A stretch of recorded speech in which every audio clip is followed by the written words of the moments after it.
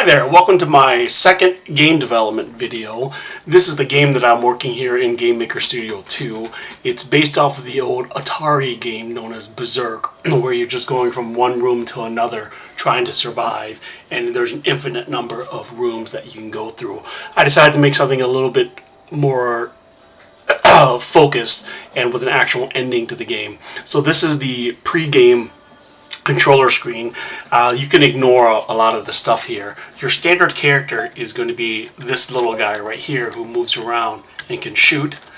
I give him a very old school Atari feeling where he fires one pellet, a lot like the old Pong game, one at a time. So up here you're going to be able to choose which mode you want, green, teal, or orange. Standard game is going to be about 20, maybe 25 levels, with the medium game, the teal here, being about 50 levels, and the final one, I haven't decided, 100 levels, maybe infinite, I don't know. But I have the first few levels all set up, so let's take a quick look. So here's the first level, and you're going to notice here in the upper left you have your life. You literally have one life for the entire game. In that sense, it's somewhat roguelike. There is no save. If you lose that life, you die. However, there is a fabulous potion here. The red potion gives you one extra life. You're going to use your standard WASD to move your character here. Now, you also notice these chests. There are going to be chests throughout the game that you can open, but I considered how to make the keys, and at first I decided to go with 3 different keys: a yellow key, a blue key, and a purple key, one for each chest of the same type of color. But I realized how much I don't like having multiple keys when I'm playing other games, so we're just going to use one type of key. And the difference between this is that the yellow one requires 1 key, the blue one will require 2 keys, and the third one will require 3 keys. So that way there'll be 1 key to rule them all. You just need more keys for the better chests. Now there's also some conditions out there which we'll get to later. The yellow portion will cure all conditions. And here are some proximity mines. We want to make sure we kill those quickly. There we go. We'll move on to the second level.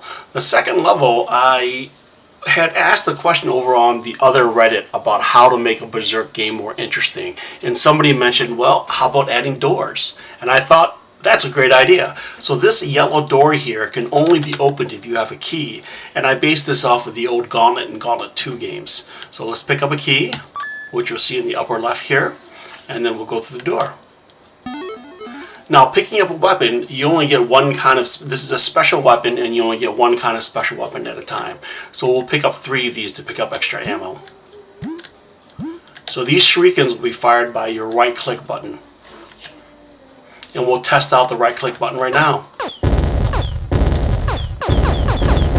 Now you notice up here, we also have a hungry / delirious. There is, I just added today actually, 5 levels of hunger. It goes from hungry to very hungry to delirious and whatnot. And you'll be able to notice this, because let's take a look at this block right here at the top, which I'm going to shoot at.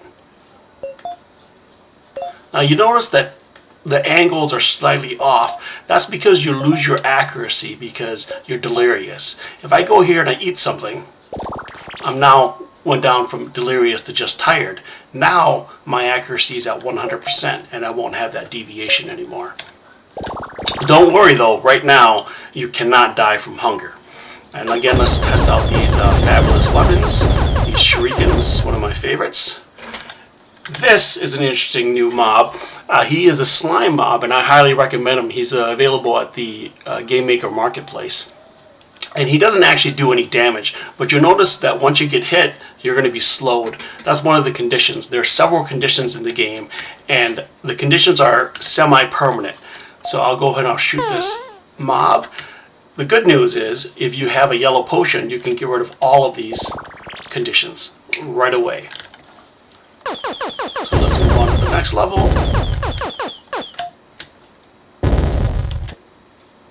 Here, there's lots of mobs, as you can see. A lot of these are based off of Space Invaders that either I created or my son created, because I'm working with him. But the good news is I have these fabulous weapons here, like this saw gun. And I think I'm going to grab a couple saws for the extra ammo. And then let's go fire away. The saw gun is interesting because it does a single piercing, so it will destroy one mob and then continue on to a second mob if there's one available. Different weapons will have different piercing amounts, so some weapons will be able to pierce 3 or 4 times, while other weapons like this Tesla gun will fire extra bullets as it goes by. And there you have it. This is the demo for my new game. The title is still to be discussed, and these are the first 3 or 4 levels. However, the first 5 levels or so are going to be static. They're going to be single rooms. However, once you get past that, they're going to be randomized, because I'm able to randomize certain things like monsters and the way the level looks. And then currently my son wants me to add a boss level, so I'm still working on that, and we'll see how that goes. But once I get all these 50 rooms done, I should be good to go. And there you go. I hope you enjoyed this demo, and I'll have some more updates next week.